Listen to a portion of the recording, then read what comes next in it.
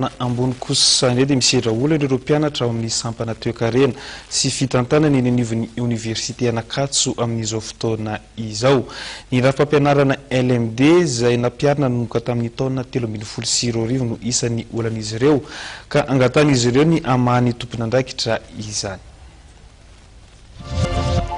Tsy azo diplôma, io no olan'ireo mpianatra ao amin'ny taona faha-efatra ao amin'ny sampana toe-karena mandrato fianarana eny amin'ny oniversitean'Ankatso. Tamin'ny taona 2024 no nisy ny diplôma maîtrise farany nivoaka teny Ankatso ho an'ny sampana toe-karena. Manany tsy ahafahany manohy ny fianarana amin'ny taona faha-5 na ny M2 ireo mpianatra ao amin'ny M1 ary manahy ihany koa ny tsy azony ny diplôma ny maîtrise. Le fampiarana an'le Lmd zany dia tsapana hoe tena mbola somary misavaritaka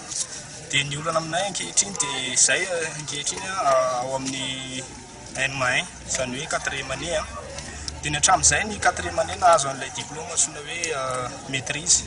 fa ankehitriny noho ny fampiarana an'ilay système Lmd dia tapitra io maîtrise io izany hoe tsisy tsony dia nefa ny olana ao aminay efa ela tsy nisy ilay M2 raha hoe 5e année zany tamin'ny taona 2024 izy io no nisy farany izany hoe amin'ity taona ity zany zay mianatra fotsiny zay fa tsy azo diplôma zay izany hoe tahaka ny taona fotsoanay zany dia taona ity. Nihitsoka ihany koa ny fivoahan'ireo mpianatra amin'ny sampana fitantanana tao anatin'ny telo taona izay no ny tsy fisian'ny encadreur. Nanomboka tamin'ny 2015 nihitsoka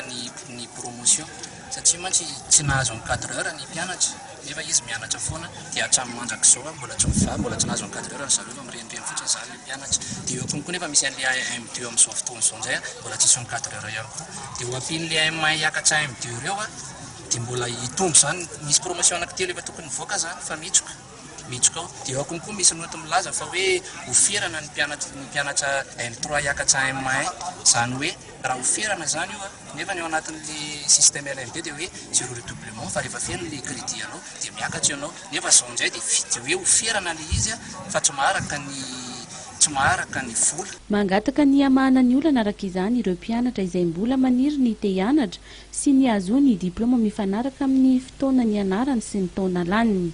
Raha ny rafitra Lmd moa dia tsy misy ny famerenana taona fa zéro redoublement ary ny crédit no enjehiny. Rafitra mbola izay tena tsy mifanaraka amin'ny zava-misy eto Madagasikara raha ny nambarira n'ireo mpianatra indrindra raha nisan'ny mpianatra fotsiny no jereny.